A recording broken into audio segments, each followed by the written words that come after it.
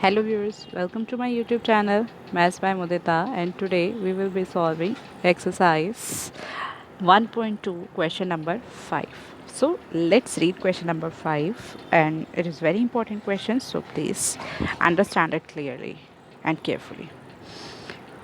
Check whether 6 raised to power n can end with the digit 0 for any natural number n. This question is very important for the examination purpose.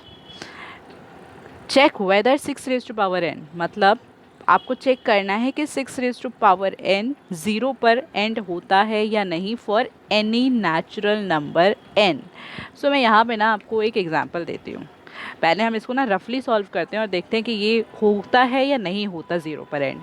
6 raise to power n बोला है और बोला है n एक natural number है, मतलब n की जो आपने पॉसिबल वैल्यूज़ लेनी है वो 1 2 3 एंड सो ऑन, ये वैल्यूज़ आप ले सकते हैं. सो हम ज़रा स्टार्ट करते हैं. अगर मैंने लिया 1, सो यह आ गया आपका 6. अगर मैंने लिया 2, सो इट विल बिकम 36.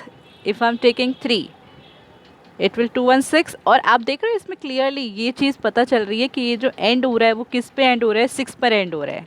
ठीक है. सो भाई अब मुझे पता तो चल गया कि ये 6 पर एंड हो रहा है, लेकिन हम इसकी स्टेटमेंट बनाएं तो कैसे बनाएं.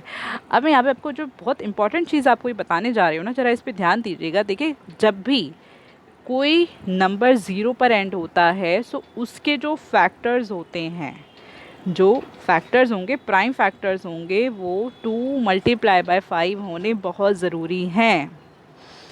अब मैं आपको इसका एग्जांपल देती हूँ जो मैंने बोला है. फॉर एग्जांपल, जैसे मैंने आपको बोला कि 2 मल्टीप्लाई बाय 5 होने बहुत ज़रूरी हैं वो फैक्टर्स.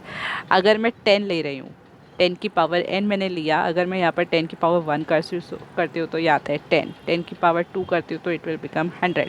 ठीक है. अगर मैंने यहाँ पर लिया 20, मतलब इसके भी फैक्टर्स अगर हम देखें तो ये होता है 2 इंटू 2 इंटू 5.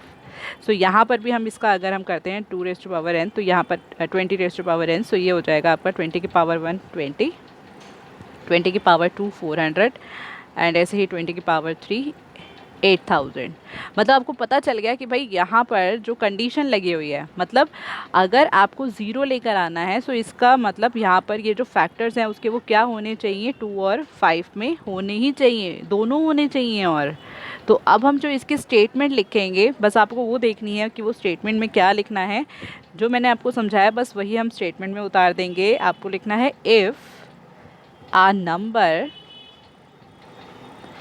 एंड्स विथ 0, मतलब अगर कोई नंबर 0 पे एंड होता है तो इसके जो प्राइम फैक्टर्स होते हैं, prime factors must be 2 multiply by 5 as I told you hair.